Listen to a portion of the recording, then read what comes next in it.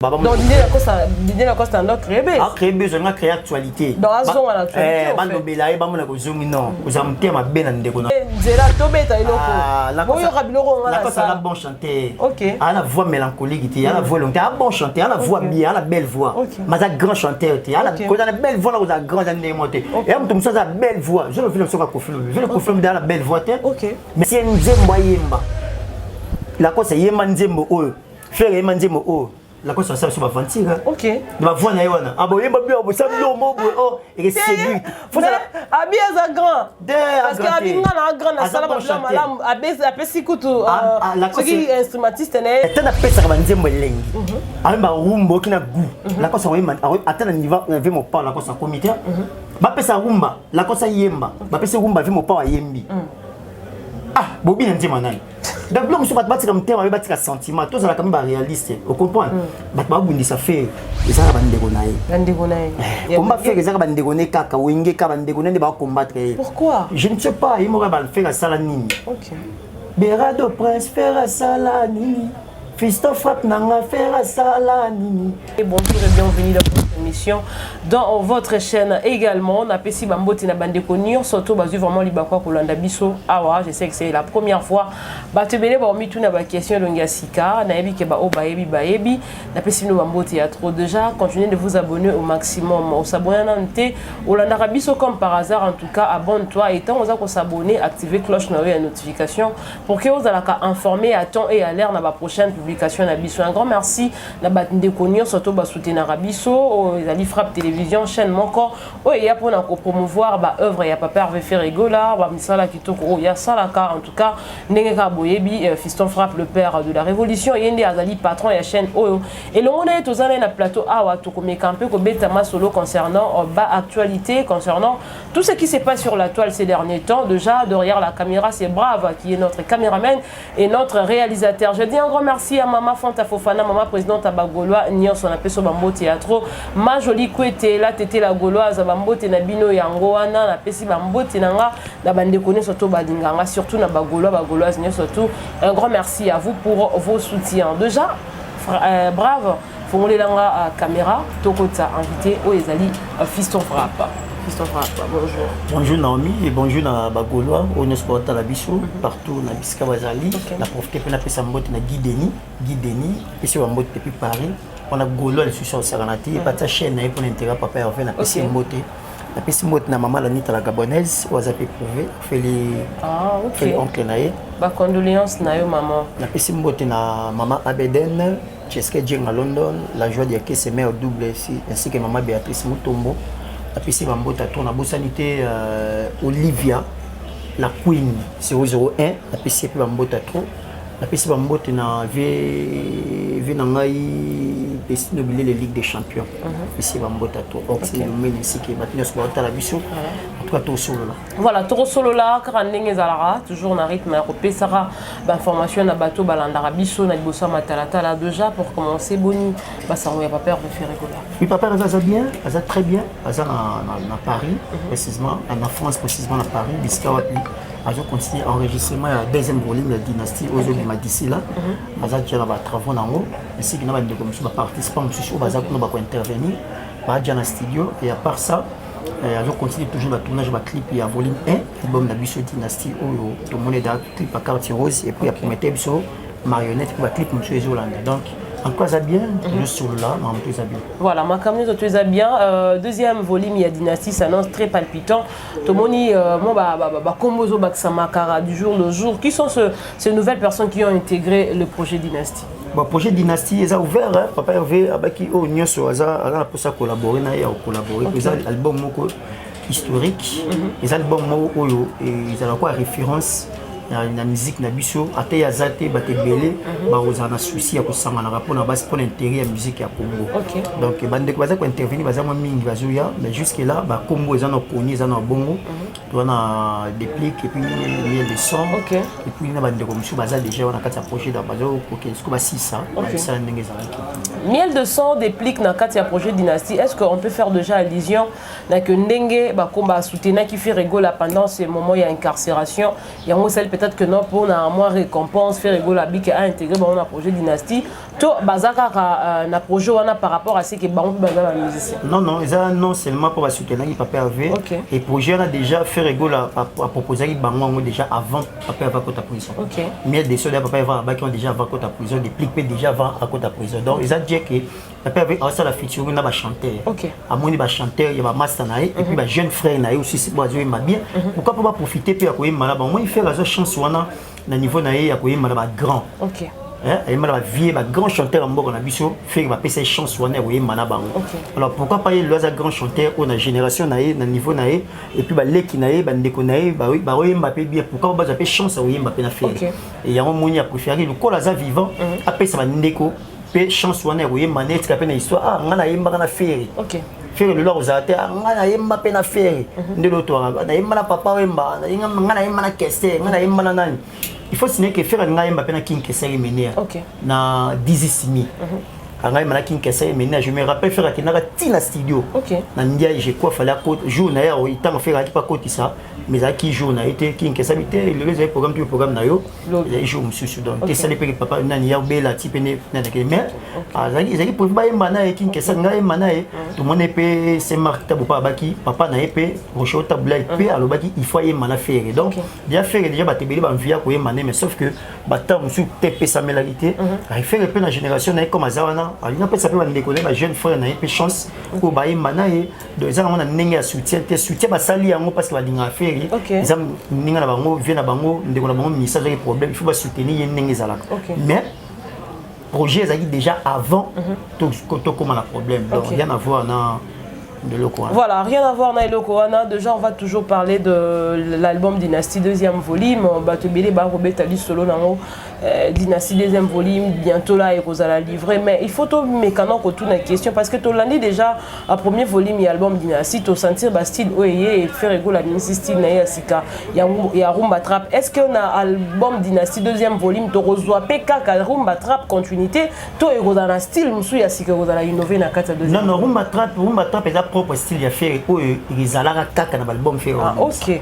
Donc rumba trap tu aujourd'hui na volume 2 mais na kata volume 2 beaucoup plus tu aujourd'hui rumba de ma ba master na ye ba titi ba rumba boyo ka na rumba mais ba améliorer un moment mké ba beto na moi qui lelo quoi mais rumba trap ezali faire rumba trap ezali quand on parle de faire on voit rumba trap rumba trap ezanga raté na album nyo so faire rosal a repesa biso au dema repesa biso boy sal ça repesa biso mais rumba trap ezali particularité na o ya touche na ye donc ba s'attendre na rumba trap et puis ba s'attendre na rumba au demba na ba style mususu bandeko mususu ba na ba musique na bango par exemple mais là nzembo na ye faire obligé tabeta mo trap c'est ça donc nani c'est loyer na nzembo na ye faire obligé tabeta mo trap donc alors faire attraper ba nzembo na ye et ba nzembo ba collègue mususu peut-être ko proposer ah moi et bien mais to ba ça to trapper moi qui peut ça bien ensemble ne ba yo kana c'est bon mais mtumtara na style na ye rumba de mbeli trapper ma ba style ils bien na kati voilà ba style rozala et belé na kati déjà carte rose au clip na biso ba misela ki biso c'était la semaine dernière si on peut parler de l'évolution c'est déjà comment. Non, ça veut dire qu'il est bien, c'est qu'il est bien à niveau de YouTube, il y a artiste affaires régulatives officielles, et ça qui est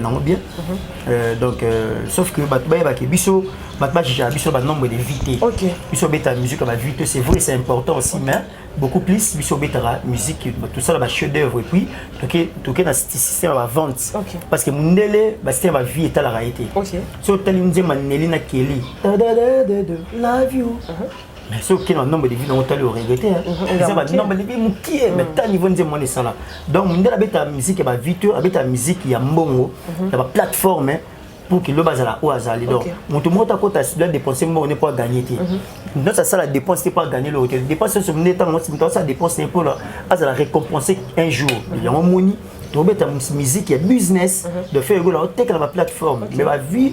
Bandeko ba otana bango ndeko batala ka pe biso ya ba vie normale to ba abonné na biso o baza normal baza visible ils ba roboté so nene otie mama ba abonné robot bazala bazali ko ba abonné muso ba busa ba abonné robot ele ko teka abonné na moins de minutes pas 1 million de 2 millions biso bleu wana la nangote donc ba to ba s'attendre na bleu wana te mais ba gola ba consommer album na bango ba otala ngo carte rose na faire régulative officielle normale donc ba nombre de vite OK nango bongo. OK voilà j'ai suivi une publication l'autre fois il y a des gens qui disent que bozo lobby la fait rigola trop bozo pas coller ma foot trop bozo kumisa ye bo pesa e charge moro boye mais ndenge nini boko ko kumisa joueur oyo azana ba compétition te ça veut dire que non faire rigola à ça la rabat tourner te même ceux qui ont 5 ans passé faire rigola tout le monde na ba tourner te mais comment vous le faites porter une charge moro boye peut-être que non il ne mérite pas quand vous le Gaulois vous entendez ce genre de discours ils ont le banabi de nini fait compétition des années. Bon, compétition, c'est-à-dire si on a terme à compétition, c'est-à-dire on reconnaît les joueurs par rapport à la compétition, on te dit que derby zobeta mal, il a foot et tout, donc on doit retrouver Ferrigo dans la carte à tourner. Mais tu bête avec ma concert, non? C'est dernier tout bête parce que Ferrigo a arrêté, mais avant ça l'arrêté, tu bête ma concert et puis les jours qui n'est quoi quand Ferrigo a ok Guinée. À part Guinée, tu as un concert en Zambie, tu as un concert en Côte d'Ivoire, tu as un concert en Angola, tu as un concert. Donc ça te coûte un problème parce que il y a un sens on les a bateau bazo canisa compétition peut avoir la compétition oui bon bah vous la compétition mais si on va la compétition mais va bête OK vous comprenez pas faire que la compétition ba le bela que bango ba va na ba parce que la compétition azali donc ça nango ba ke na onde ba ke na bongo te to tu na problème artiste suko azolinga salba assiste ba engagement dans la maison de production c'est m'a ramené puis ba concert derrière les 5 toi na concert na Côte d'Ivoire à part les 5 tu sais programme belé au moins to le surtout tangi ba to ba piquer ba crise to zana ba concert mais ba dans ba calendrier ezali biso ba concert ezali et puis ba calendrier ezali le coutati ba calendrier vrai et ba vous allez informer d'ici là de savoir que to OK biso to beta jour to beti to beta jour to beti donc biso ezala bongo to beta to voyager na biso to beta musique à qualité tu as été to katika ibale pas tout le monde a gagné un mboka te OK na bana ba bete considération na quelque chose et ba oté musala et ça te boké tourner boye vous avez une capacité au sombela ndekonata li papa sur la pantalon biso bon aussi. Voilà. Merci beaucoup Fiston Frappe. Nous évoluons dans cette émission Fiston Frappe Nicolo guerre et continue en carte internet dont au bien guerre il y a incompréhension parce que Ferrigo avait parlé de 5 grands chanteurs mais aujourd'hui beaucoup de gens balusi maloba comme si 5 bons chanteurs. Est-ce que Ferrigo a cherché 5 bons chanteurs ou 5 grands chanteurs? Bah on est parlé quoi 5 bons chanteurs. Ferrigo a quoi 5 grands chanteurs. Vous comprenez? Donc déjà débat n'est pas un faux débat pour mais ma biche un faux débat autour le bilan moi je me mets photo le bilan faire pas expliquer qu'il y a déjà à l'époque tu as un grand chanteur tu as un bon chanteur vous comprenez tant on parlait d'un grand c'est-à-dire par rapport à prévu à ça là puis par rapport à chef d'œuvre au bazar par rapport à compétence au bazar on va grand tout ça vous allez bon dans un grand tu peux par exemple moi typique ils ont joué le coup là dans une balle des balles le bilan compétition balle vous avez joué le coup Lionel Messi comparé peut-être na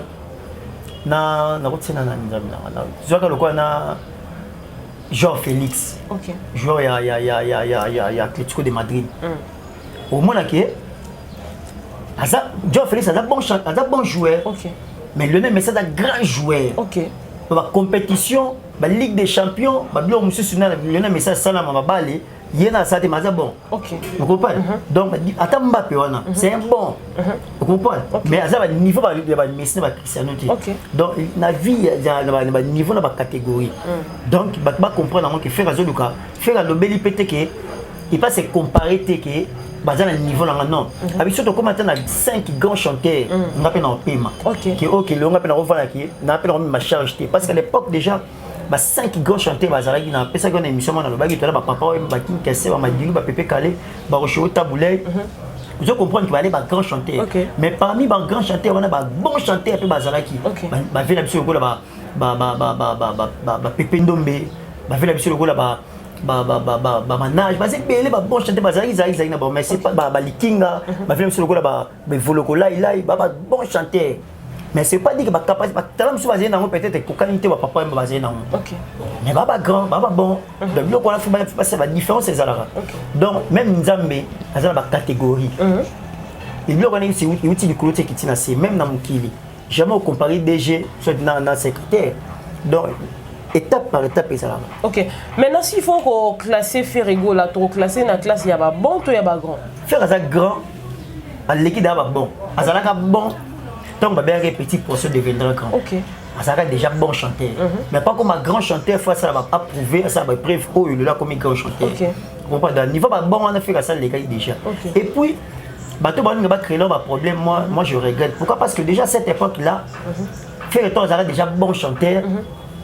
papa Wemba bandimaka ekati mais c'est que les petits poissons deviendra grand et faire asilika na mota créer dans comme ça bémission ba vieux nene ba boudenga non mais ça na nzembo ka vite emaner ça succès avec ba concert vous sentez pas que non awa ayembi album le intervention rapide sur le label senti pas que non faire chanter mais à cette époque là déjà ba vieux wana bazala ki ba bika za bon chanteur ba les petits poissons deviendra ba faire na comme na niveau na mais faire asilika te mais ça là qui d'effort il y a ko travailler pour le lobby à comme grand il y a au moins à cet album na tuni na papa Lutumba na lingi na papa est-ce que dans la classe il y a bana to ya Nicolo ça c'est Kazer Sozi faire chair de poule déjà qu'est-ce papa mbaba ga petit poisson devenir grand à côté na vie na est-ce que nazaka mwana nze mwana na nde na beti bona na mwana to na Nicolo et ils ont qui temps pour na ba opesa réponse on a qui faire rigola au comme grand papa Lutumba comme nzemba pesa ça comme diagramme. Donc déjà tu vas comprendre que tu vas créer un problème. Il faut que tu as 5 grands chanteurs. Bon, c'est l'effort pour moi grand niveau faire. Pour moi grand, il faut travailler, il faut exercice, il faut prouver non seulement dans disque, pour pouvoir même dans concert. Bêta concert moi pas te pas que non pas grand. Pas concert tu là, c'est pas disque dans ma studio, oyé mal dans studio ndenge. Mais reproduire mon concert moi que ba difficulté dans ma case. OK concert artiste moi moi ba ventir. Donc to benga faire rigola, c'est un grand donc c'est un grand chanteur, c'est un grand chanteur. Il y a de passer ba ligne wana. Non, bon ça l'équipe ba meilleur, ba bon ça l'équipe. Na niveau génération na zano yimo. Ba musu ba tike ba no ba bon. Comme niveau na ya grand artiste monde. Donc si je comprends bien Coco ma grandeur il a fait rigola, ils étaient que non yemo konde muta s'auto proclama qui a levé dans sa grand. Donc il a été reconnu grand par et pas ya ba vie na yé. Ba vie na déjà ba belé ba grand belé ba komisa ba papa Wemba ba King Keste ba Niboma ba vela biso de la forêt ba vela biso ba papa chéri ba Koffi Olomide ba benga déjà ba kombo ba grand wana déjà mais frère quoi c'est ka humble ami ba été kaza grand alors lelo nde siko ni na niveau na ye moi peke muto azate yango lelo azana comme grand alors nous za bon et pas le bon pe bien bi ba jeune na biso ba jeune frère na biso muso bazala bazo yemba na bango pe bien bazo yemba ignorer ba te bazo yemba. Mais pendant comment on a octave naïwana, faire à travailler, faire à travailler, et tu peux imaginer, et là on va battre baraté, et puis Nzemboya, bolingo esi monela ngai mona ya mangoya, oh, et Nzemba fait rigoler tête, fait comme t'es interprétant, mais Nzemboana mkolo nango. Na bosse noter compositeur nango mutanga ma papa Wemba so batu ba yebate ba cœur wana salama c'est le maso qui est ici papa masala cœur papa Wemba sala cœur na nzembo wana ba chanteur ebele ba sala cœur na nzembo wana nzembo wana na studio papa mane fala ma nzembo to ba na studio j'ai préféré qui passe à cœur to ba na studio ba yoki papa Wemba yoki tembo nzembo wana ba yoki yango habiter nzembo mutu na couleur nango faire ndefa Yemba vous comprenez qui se milambo na couleur nango papa na couleur nango faut faire na couleur nzembo na rumba nango ne bête il faut faire na Yembango ngala c'est le cœur donc papa Wemba ça la cœur déjà ça la oui ça la cœur faire le même ta Yembango vous avez des niveau au ba comme d'accord c'est parce que y a ba couleur ba lo musu ba pesi ba musu ba tsa makelele awa ba pesi ndio mo balula ngo ni kango au maniola nzembo wana mwike ba baza ma difficulté ko faire na facilité on na maison mère mais aujourd'hui ba tu ba bandi ko connaître ka ko boya yango que Didier Lacoste a mal parlé le faire rigoler et tout mais quand on connaît bisabiso est-ce que Didier Lacoste avait telle raison de réagir de la sorte la jalousie moi ba Didier Lacoste moi je pense que Moutono ça va chanter à Moussa naé aux ana M tu peux imaginer à cette époque là déjà King Kessa dans boya avait le Koffi Olomide Moutounanga encore vêté à chanter il y a là avec interpréter ma voix Koffi Olomide il va passer ma voix mais jamais Koffi Olomide est capable de bouder vous comprenez en tout cas au bout d'un monté donc ba Didier Lacoste c'est bon il y a un terme bé si vous avez le nzembo vite imana ou à sala vocale il y a nzembo faire mtayemba mo bimba il y a sala ba pesa vocal à sala tout le monde en dehors vite imana so abika apporter que belé Didier Lacoste a apporté quoi na bonne musique à maison mais pendant que bango tout bazalaki je parcours na ba nzembo na ba intervention na bango mo ki faire il était toujours là tout le monde ce qu'on a été ba disque même dans ba concert qu'est-ce que Didier Lacoste a au sala ba concert faire c'était le leader vous que leader la bande après ça direction à chant soit azaki yazo ba ke danger fait ba ngaba no kabolati jour nzembo nini na concert ni la kosa leader na maison mère on va passer ita ke leader par la voix leadité il a la voix solo vocal. A la voix moi solo bête vocal et simbi. A la voix ko libenzo mo mata pe son couleur, a la voix en ati. Donc on va bon te to longo na maison mais. L'idée ko ça longo kiti. OK. Ba faire ba longo. Tout ça ce que parcours na bango faire ki ba se ba les marquis. Il ba kine ko sala to tonia tonia. Je crois que non ça ni na habité. C'est ce que na nenga ba maison mais. Telle évolution fait ba nzemba sali. Ala ça ba nzembo la cause c'est le mec parce que to ba ga yem ta nda bango sur les marquis pas ça faire ba voix ta pe se ba nzembo. Ah bon, ça nzembo le 100 kilos. C'est une question. Vous comprenez? Donc moi que ils ont sans débat. Ba longwa ba ko ba carrière solo. OK. Faire à sa carrière solo, il n'y a pas de carrière solo. Tu comparer l'album à l'album comme Bimiso, comparer n'attendez on aura fait. Au moins qu'il y a pas photo, il n'y a pas match et qu'aucun test ne va se tenir rien mais soit le babon pour battre monde qui les hommes. Donc bah nous sommes pas que le bablo était pour nous créer bébé, vraiment le babon. Donc l'idée la cause c'est créer bébé. Ah créer bébé, on a créé actualité. Dans la zone actualité. Bah le belaï, bah mon a besoin non. Vous avez un thème à bien en déconnaître. OK. Oui bah capacité, oui déconnaître. Vous avez un thème avec toi là c'est NT. Comme ta N non. Voilà un thème à B. Parce que thème à B. Parce que tu sais bango boy bango mi balé. Ah kokate. Soit PCN Zemba yemba. La cause c'est yemba Nzembo o. Faire yemba Nzembo o. La cause ça sur ma venture. OK. De ma voix na yona. Ah bon yemba bien bo ça lo mo bo oh et séduit. Faut ça abi za grand. Parce que abi ngana grand na sala ba malam abi apesi kutu ce qui instrumentiste né nzela tobeta iloko. Bo yo kabiloko ngana. La cause ça la bon chanter. OK. À la voix mélancolique, il y a la voix longue, à bon chanter, à la voix bien, à la belle voix. Mais à grand chanteur, il y a la belle voix là où la grande année montée. Et on tombe sur la belle voix. Je le fais sur la confirme. Je le confirme dans la belle voix. OK. Mais tant d'après ça va nzembo lengi. Avec ba rumbo qui na goût. La cause ça oui attends niveau avec mon pas la cause ça comité. Ba pesa rumba, la cause ça yemba. Ba pesa rumba avec mon pas yembi. Ah, bobi nzembo nani. Donc là, je ne sais pas si tu as un sentiment, tout ça là comme réaliste. Vous comprenez? Je ne sais pas faire. Ils ont bandégonaï. Comment faire ils ont bandégoné kaka wenge ka bandégoné ne va combattre. Pourquoi? Je ne sais pas, ils m'auraient faire ça la nini. OK. Berado prince faire ça la nini. Fisto frappe nanga faire ça la nini. Donc ba bundi ça bandégoné d'habiter pourquoi pas la likabo kaka. Pour la voix apprécier. Parce que souvent l'homme peut faire on a wenge. Ou des fois on peut wenge on beaucoup katé. Bon souvent des fois on wenge on a ninga mingo beaucoup katé. Alors tu vas faire qui mais ça asa nzila na ye qui soit faire ils soit Joseph ba bondi ça kana bandeko na masuka ba gumba maki. Vous comprenez? Abimse bon na désert na pasi boy en Égypte boy ko se réfugié boza bien. Là c'est fait rigolo. De la faux en terme alors elle ne fout arrêter. En terme be fout arrêter. Vous comprenez? Tant le babongo pour gagner ni pas mkili. Ato lobby na bato c'est des missions. Bato na rotala bato benga bala mke bato so tuni ba ndimo raté. Faire na la ba reconnaître ko ba. Est-ce que Toro Koloba que c'est aussi dit na ndenge yi azo faire partir d'un projet dynastie? Projet non, sur les appuis nango. Faire un contact qui a boya qui ba raison boya qui. A boya qui va contacter qui? Ba contacter qui la projet dynastie a boya qui na. Ai ba raison na boya qui. Parce que za mte ma bene loko ba ninga wasali. C'est que ça déjà un mois les ala depuis. Il y a on a mis aux amte ma comme sous ba yé quand même ko intégrer projet. Ba tout via orchestre sous ba zo luka ko intégrer bon ndenge ni. Azana raison na ya boya ko boya ko dynastie alors atika kotela mtema be parce que baba to asueta kite dynastie simba bandimete ke sala bandimete bandeko ba ya ko ndenge sala me simba sala batebele passe mo ngo combattre. Voilà. Donc to kenina débat Didier Lacoste moi musikate mais ils ont ça là quand même moi pas si ndenge lelo tout le monde s'assoit sur la chaise pour ne kolobara makambu au nom de Ferregola. Est-ce que c'est parce que Bazarana a besoin Ferregola à longo atika kiti pour tout soit fan déjà si on doit écarter Ferregola de la course nani ouf to ko tselo quoi remplacer un fer asate la génération nazate la musique même sur les lots ba veni bomba le ba faire na charge de rumba musique même c'est ça ma pekana. OK. Donc ba vient ba visionnaire ba ebma ba lo ba. Alors tout ce qui va sentiment. OK. Parce que ba longo ni faire ba pese ba charge ba pour kamoto. OK. Na maramutu musique etambola na nyoso ko kati. Voilà. Voilà, Fiston Frappe Toro qui est mais on va pas clôturer cette émission sans pour autant aborder la question. Il y a un stade de martyr déjà, concert et belé comme il s'est annoncé.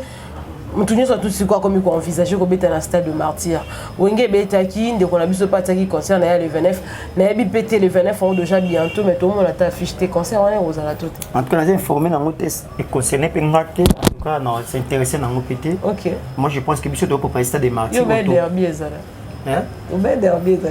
Yo tu n'as pas mani. Ngana bi que Il y a aussi qu'on a lobby, on est intéressé à roter pour et puis que derrière qu'on met à toi. Tu as dit que match à Vita Emmanuel le 29. Ah. Vita Emmanuel le 29, mais na évité moi ma conseil na évité ceux qui vont ça n'est pas que stade ya balle. OK. Biso moté biso to avant de sa date faut total ligne foot. OK. To que la fédération na fait ko fato tuna ba programme nini stade ya libre jour nini. OK. Parce que ba match compétition ma case vite à renforcer va jouer, derrière pas renforcer va jouer Renaissance pe ko to en championnat ils ont elen. Tous on attend que ba stade on peut to na kala. Lenga balle ils ont attend le pas bi pour la bi pour.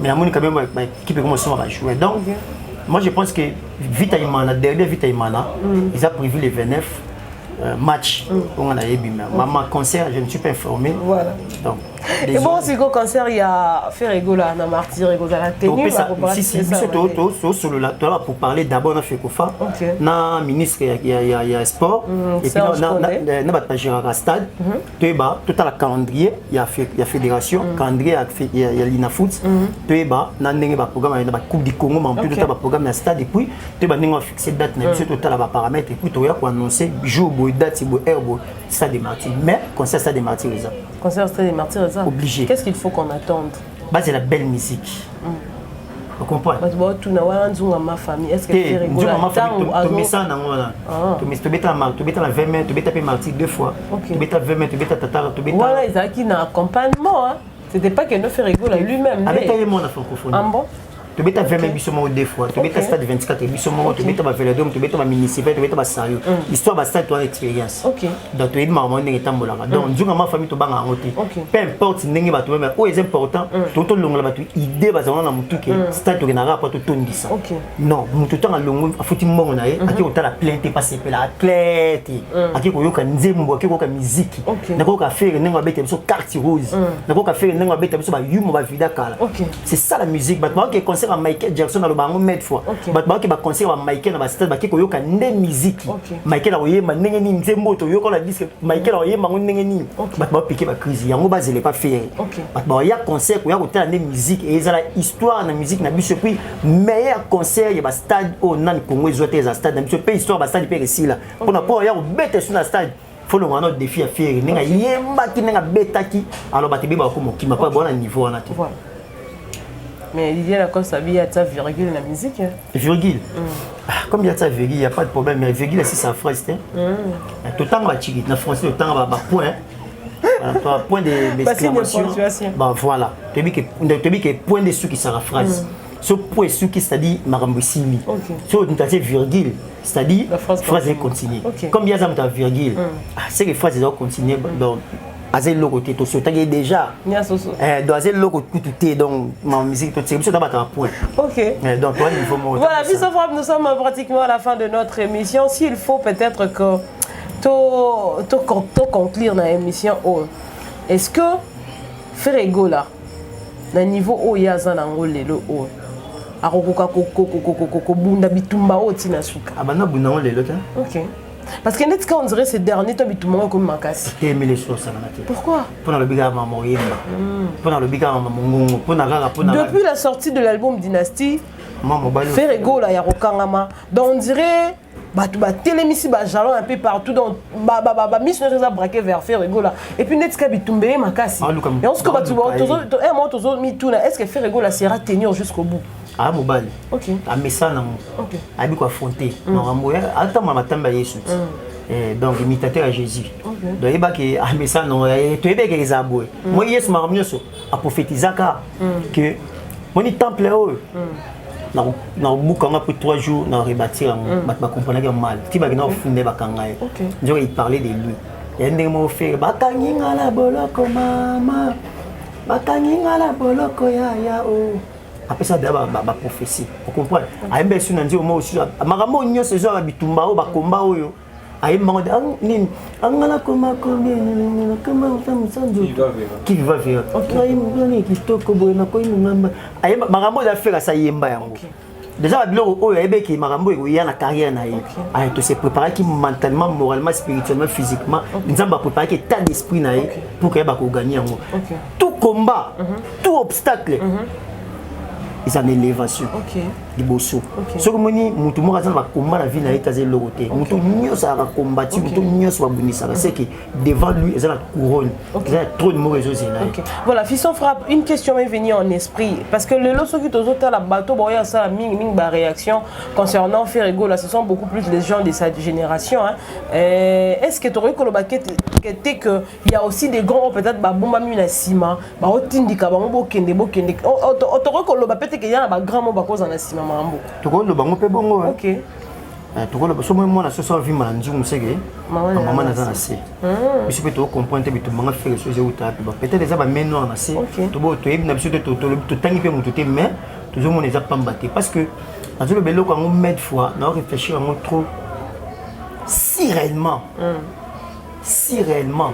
tout ça va vie la musique na biso balinga bonne musique balinga évolution musique na biso ba permettre jamais ba bêtises ça na niveau musique ba permettre jamais ba manquement et ça na niveau musique pendant que ba bazali pour respecter musique na biso à l'époque tu vas à Marambo à l'époque tu vas à Marambo tu vas désolé à l'époque ba vie ba la très rigueur ba biso ba la mais pourquoi cette fois-ci ba biso ba comme belé ba vie ba la kati makambango beaucoup benda ba petit mso gangi on a mukolo ko manquer mais pour que ça la matro c'est que ça ba ba otinda so moi ba place moi ba bêtise ça mikolo ba vandi ba kangini si ça ba na matete yo amona matete ba na matete ala so ko tama na matete moi mkie a tout mal ko bitumba moi mkie moi yo to le ko moi mkie yo beta on tout mola si ba mettre ba vandi ba tindie que tout mal to am que comprendre si ba na matete ba la bongo ba na matete nyos na si mamba ba on a évité hein. Mais franchement, moi j'ai pas. Est-ce que la matete, c'est ça. Oui, la matete. Est-ce que je te dis histoire matete, na matete, ce que la matete, moi qui en tout. Mais on a la peine la matete.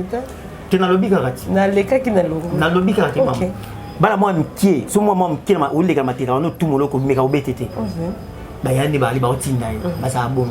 So moni ba makima ba mba moi qui ba makani kolo keba. OK. C'est que ça mi kolo mo ba otinde na si. To wolo ba bongo bitumba fere, to yebi na biso ndenge ze utaba. Ok. Merci beaucoup. Nous sommes à la fin de cette émission. Fiston Frappe. Toujours si mal et puis salutation. Merci de bande retour botali biso. C'est un abino beaucoup de consommer dynastie. Donc vous consommez liberté, ça single na biso album na biso sur le marché. En tout cas vous consommez beaucoup sur la plateforme et ça la biso bien marqué. On parlera déjà de l'album Dynastie parce que l'objectif était lancé à Europe, ça papa Hervé disque. Est-ce que tu as combien de gens à la porte? Toujours qu'il est bien, donc il y avait d'ici là quand même en tout cas toujours qu'il est bien et puis tout maximiser qu'à vente hein. On est de robots ça la main. Objectif est toujours à terre, toujours 10 disques d'or on est tout la papa Hervé. Donc il y a on aussi un abonné, ba golo la biso en wana. Merci na ndeko tout bota la biso na partout biska bozali na pesi merci na maman Clarisse Massamba na kati New York maman na ngai na pesi ba mbote maman benga moi no sala nga bien maman Clarisse Massamba sala nga bien maman benga moi no sala bien na pesi merci na vie na Roger de Mapuya na pesi merci na vie le Boko Mbenga vie Janice Tansunga pour maman Mcho le gros du temple l'enchère et tous l'américain propre depuis des États-Unis papi Sako chef de ville Askoni Mbunza Yannick Kainga la mon invisible yanga ndeko na pesi ba mbota trop. Je n'ai pas Maccabi Scofield, il y a 4, il y a Palais, les boss, les patos, vraiment moni 5 étoiles. Maman Florence Lubaki, maman Fanta Fofana, maman présidente, tous les Gauloises, nous sommes na pesi ba mbota tona Emmanuel Kalonji, maman Madiwembo Béton, tous ces Bumba Lissoy. Merci na petite sœur propre Bertiste Tarla sur la 8000 km. Maman Lanita la Gabonaise, merci à toi. En tout cas, tout vos temps au Talabiso, vous partagez l'émission, vous aimez, vous likez, surtout vous abonnez. Venez papa Philomo Pepe, na kata Bundes, na pisio bambota to. Venez lenton kuka. Pisio bambota le lofo, venez lenton kuka na kata Paris. OK, to pisio bambota ya trop lenton kuka. Le lofo. Bambota no ya. C'est plano makala bosa be émission biolo barabia. En tout cas, merci na Queen Madère. Queen Madère depuis Londres. Na kata Angleterre, maman na Queen Madère na pisio bambota to.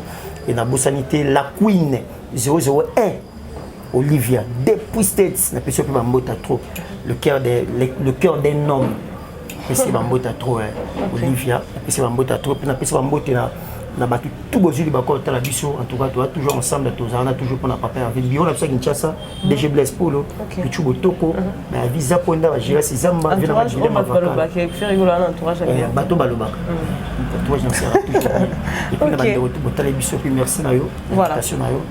Merci beaucoup Fiston Frappe, c'était pour moi un plaisir de partager ces petits moments ensemble avec toi et avec vous. Avec vous. Merci. merci beaucoup et merci vraiment parce que c'était vraiment pour moi la première fois de passer sur cette chaîne. Nabi que vous CPL Nanga, partagez l'émission, Nabiso, commenter, liker vidéo surtout et que ça va bien. Ces derniers temps, YouTube a comme une exigence, tant que côté vidéo, en tout cas, faisait vraiment cet effort. Il y a que like kaka ya mingi pour ça la que vidéo Nabiso à protéger. Ceux qui nous ont la zone qui était au coup et d'ici là, portez-vous bien. À la prochaine.